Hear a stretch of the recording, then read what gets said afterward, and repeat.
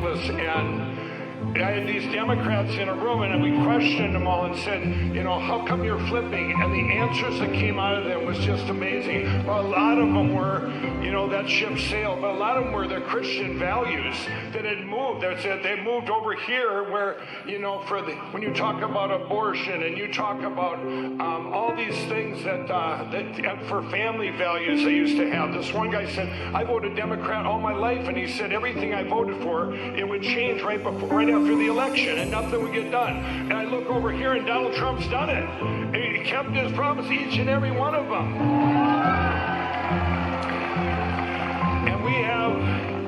And we have, when I talk about the radical, crazy leadership, you know, we all have Democrat friends. It's not them I'm talking about the leadership.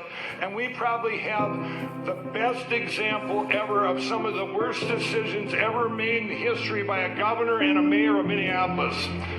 And look at those terrible decisions manifested into. I used to walk them streets. I went down there just the other day, and building after building. These are friends I had 15, 20 years ago. Their businesses are gone. There's over 1,000, I think, ruined. It's terrible.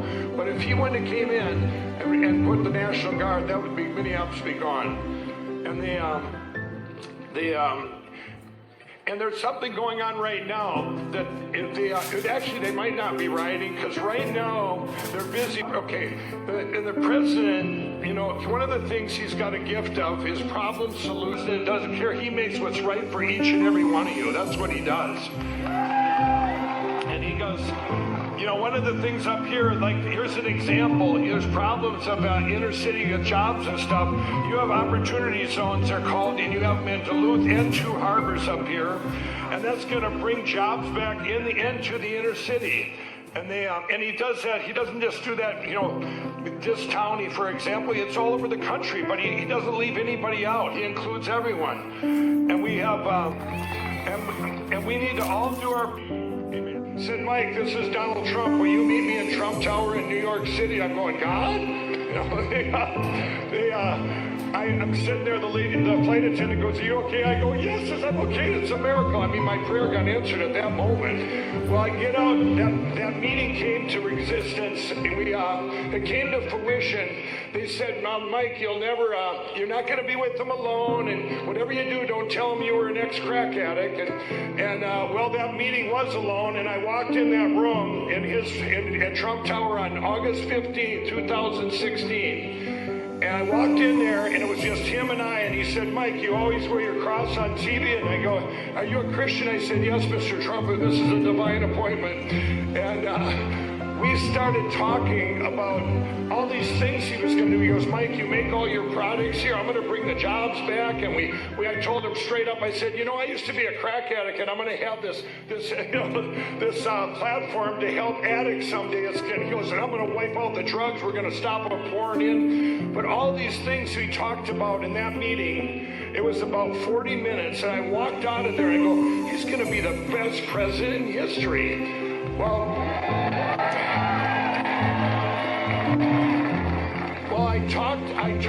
I didn't stop there. I talked to his employees, and every one of his employees said, I said, did I just see what I just seen? He had no agenda other than to help each and every one of us. And all of his employees said what a great boss he was, what a great leader, and he had done something for them personally. Well, I got back to Minnesota, okay? And I couldn't wait to tell everybody back here, especially the press.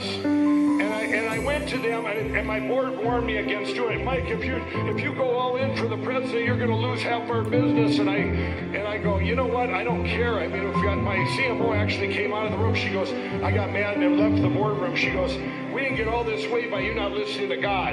And I went back there, we didn't get all this way by me not listening to God. Well, I went ahead and did that press release. I felt God led me to do it. And I said, I met Donald Trump in a meeting in New York City. I didn't even tell him what it was for. Now, normally the press would come out and say, hey, Mike, what's going on? And all this. I was completely ignored, but I was called a racist. I was called everything you could imagine. The Better Business Bureau lowered my rating from an A+ to an F, if you all remember. But I was completely attacked. Well, in on faith in 2016, we all went in. We all went in on faith. Well, now, 4 years later, he's kept every promise that he talked to me and every promise he made to all of us. And I've been blessed to have become friends with him. And the other night he called me. He called me up. This is about 4 nights ago. And we talked about Minnesota. And he said, you know what, Mike? If we win Minnesota, it's over. And I said, and you guys, I did some math. And he's right. He could lose Michigan, Wisconsin, and